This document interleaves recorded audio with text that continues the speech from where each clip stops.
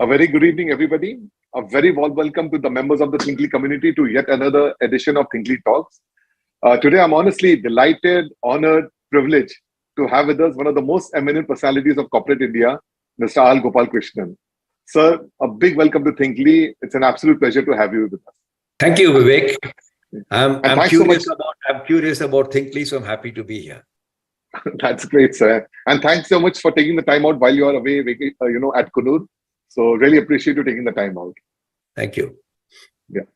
So sir doesn't really need an introduction. I mean, he's so well known, but just by way of a quick background, I just want to kind of walk you through sir's, creds. And he studied his physics at Calcutta University from St. Xavier's College, engineering at IIT Kharagpur, the advanced management program at Harvard.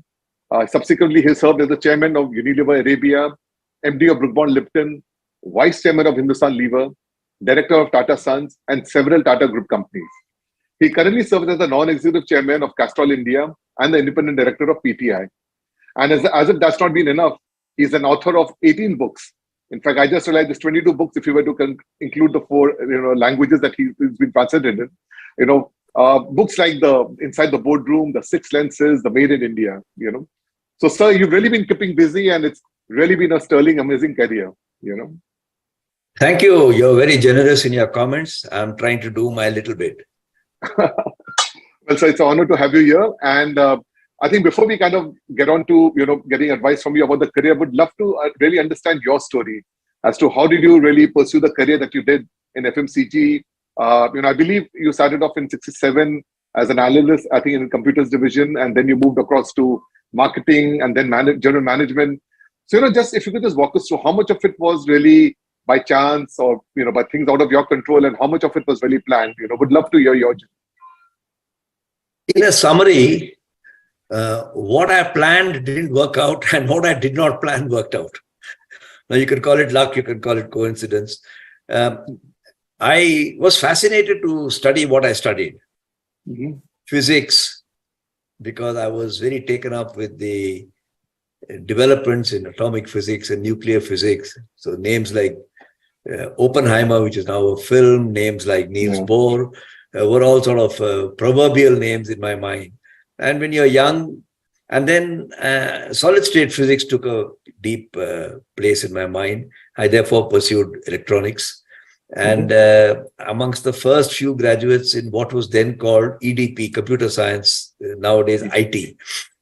It was very exciting because William Shockley had just got the Nobel Prize 15 years before I graduated.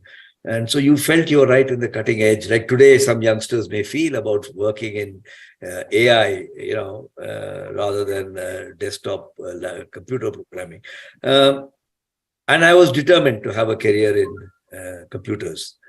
Luckily for me, I got an offer from Hindustan Lever, who were recruiting computer analysts for their newly formed computer department, which I joined. And in the interview, I don't think anybody in the interview board knew what to ask me about computers because it was all so new. So they asked me about marketing and concluded by saying, would you join the marketing department? And I felt offended, to be honest. At 21, you're allowed to be a bit cocky and arrogant. And I said, no, I don't want to join a job where I have to sell dalda and soap. Anyway, I went into computers, but the marketing director told me as an aside, I think you'll make a good marketing guy. If you ever change your mind, knock on my door. He was an expatriate person. But as it so happened, 4.5 years after banging my head on the wall, during which time I did autocoder programming, IBM 1401, IBM 1620, Fortran. I even learned IBM 360. This whole activity was heading nowhere. Unions were against computers. Nothing was happening. And there were not many computer jobs, frankly. There was IBM and there was TCS. Mm-hmm. And then I remembered the marketing director and I went back. And this is what I mean by being unplanned. He said, very good. Come along. You start training as a salesman and supervisor and learn the ropes. So I was sent off for field training, almost like a fresh trainee. But since I started at 21, I was only 25. That's the age many people begin their career after IIT, IIM. Right. And so my career carried on until at some stage, My boss said, you have a lot of exposure to Indian markets. What about some international markets? And I was put in charge of exports. And then I had a lot of business in the Middle East. Unilever said, this guy looks okay. This is the unplanned part of your career. They offered me the job of being chairman of Unilever Arabia with my base in Jeddah. So it's the first time an Indian from the Indian company was being offered the job of a CEO. Earlier, Indians had gone in staff roles or at a more junior role or at the boss as a director, So I grabbed it, and there were a lot of interesting life experiences with my family at that time in Jeddah. When I came back, they asked me to be the managing director of Brook Bond. So I went in from computers to sales to marketing to general management to international marketing, came back, and then I was vice chairman of the company when I met Ratan Tata. And he asked me whether I'd be interested in helping him to implement a master plan that he had prepared. Right. And again, it's a chance. I felt I had known everything about shampoo and soap and dalda, but knew nothing about how electricity is generated, how software code is written, because everything had changed, of course. Right. How steel is made, how trucks are made. So I made that switch as well. So it's been a wonderful journey, a lot of coincidences, and I suspect everybody's career has, the turning points are coincidences. The straight paths are planned. Right. Though we tend to think that we have planned the whole thing. That if you aim to do something in your career, it may or may not work. Just like in billiards or snooker, you sometimes have to aim off the edge of the table to net a ball or to hit the ball so that it goes off at an angle. In carom, you do the same thing. Life is a carom board or a billiards table or a snooker table. And the principle of obliquity basically says that if you aim to do the right thing, then the right result will follow. If you aim to do what is right, as a result, then you may not get there. So even in promotions, I would say, don't aim to become general manager by the time you're 30.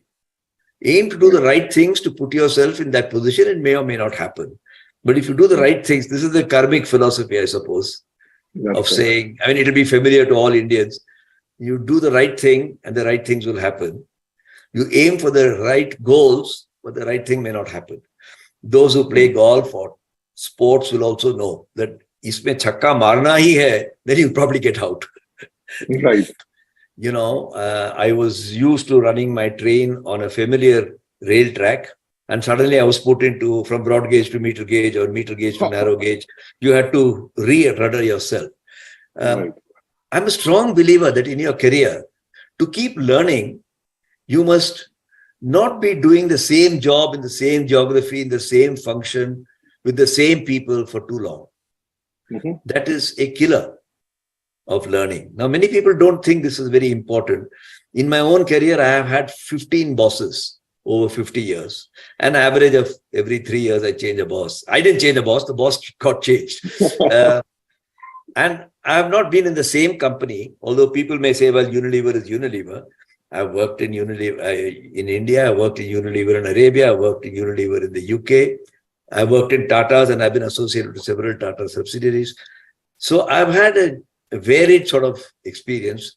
And I'll tell you why I'm saying variety is very important for a career. Variety doesn't mean you have to change your job, your company. Mm-hmm. You may change your role within the company, which is what I did. And that way you can maybe have a career for 30, 40 years in one company. But on the other hand, you may want to change your job. That I'm not sort of advising on that. He's saying from the outside, Tata's and HUL seem two different worlds.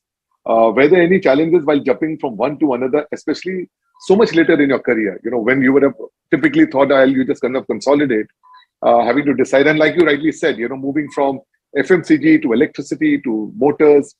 How was that whole experience? I must say it was very challenging and full of learning.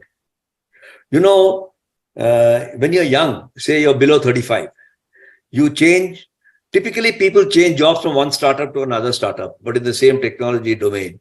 or they change from a FMCG company to another FMCG company, or they change from a distribution-oriented company to another distribution, or research-oriented company from one pharma company to another pharma company. But when you change at a very senior age and level, I changed at 51, 52, then you're probably changing at an age when culture has to be understood. Right. And it's very difficult to learn culture.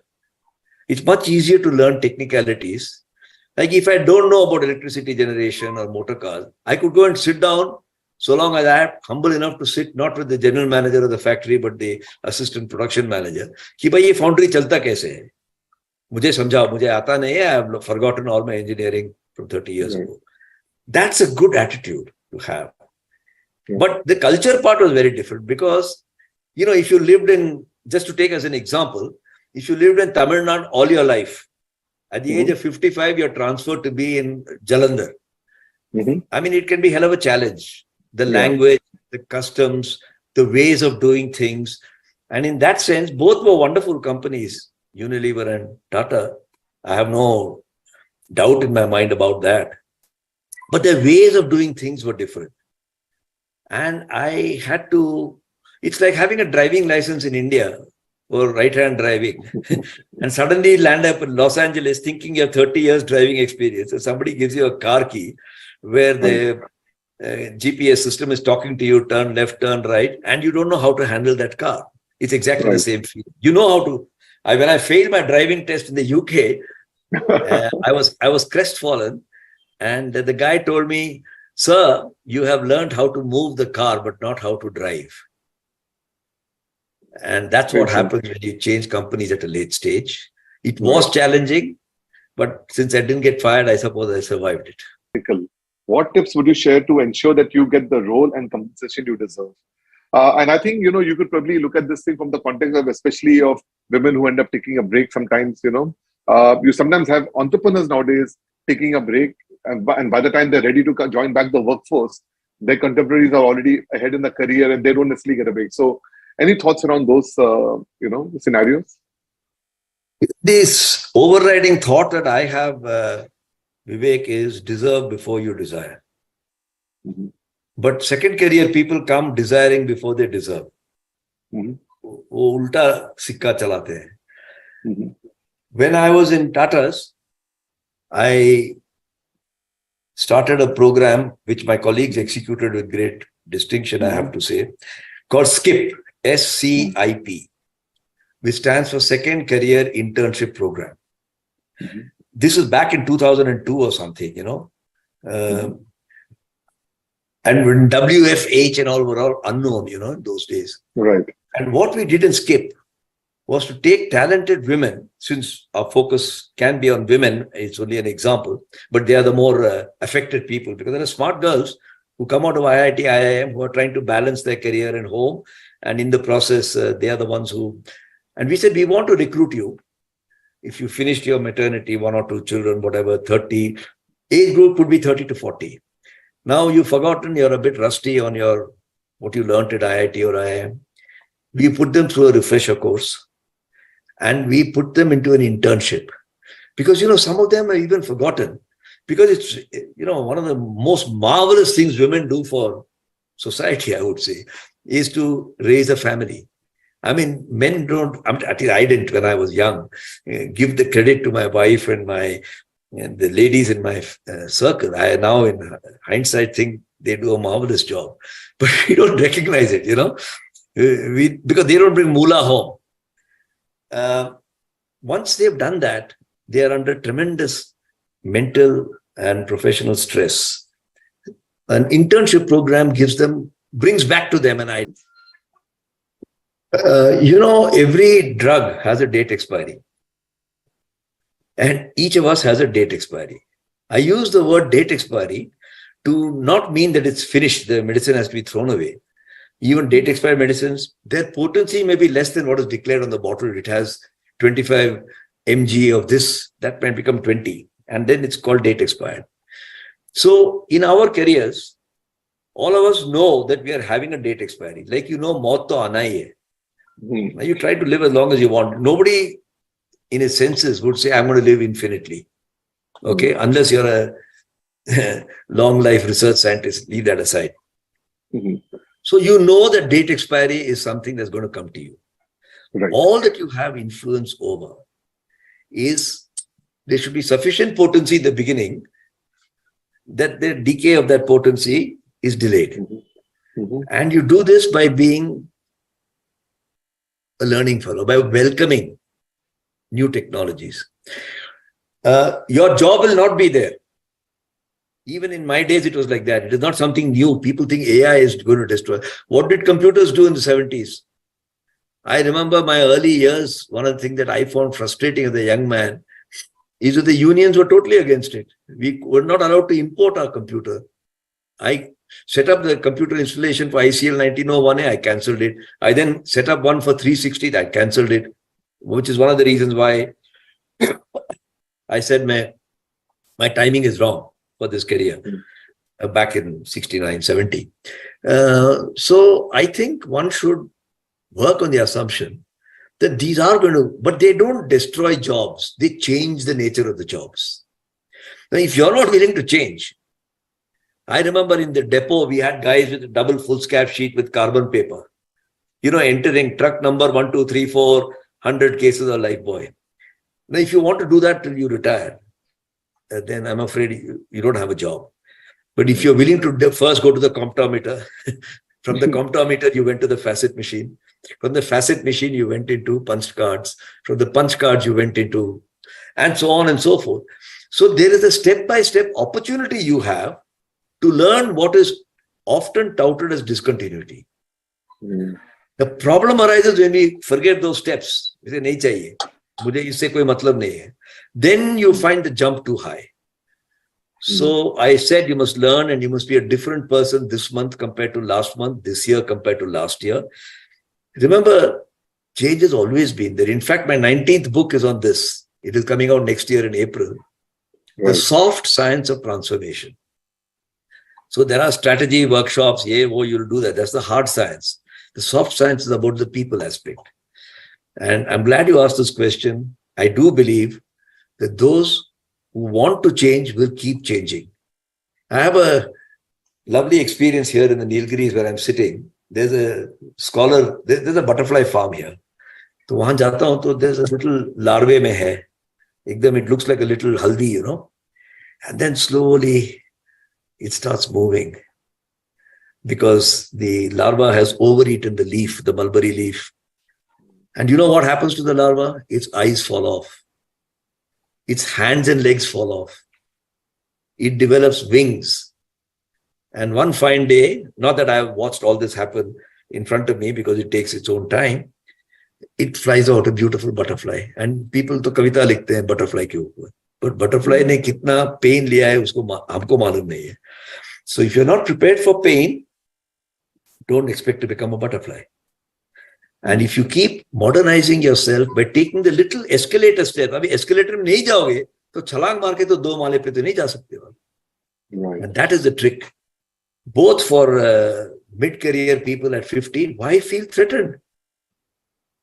Treat that youngster of 25 as your son. Do I feel jealous of my son? I'm proud that my son knows more than me. Right. And if I take the same attitude, ho sakta hai ki ye mere se aage jayega, it will bring out what your father would have told you. Ki beta, jab main retire hua tha, mera tankha 2000 tha. Ab tum to starting mein 2000 le rahe ho. Right? And that made him proud. He said, my son is earning 2,000 rupees and he's only, and I'm about to retire. But when I retire, I will not be 2,000. I may be 100,000, but I want my son, he'll start at 200,000. So this is pragati, this is progress. Bringing that kind of attitude to young people is very important for older people and not to feel resentful. If you resent your own son, then I think you got a problem.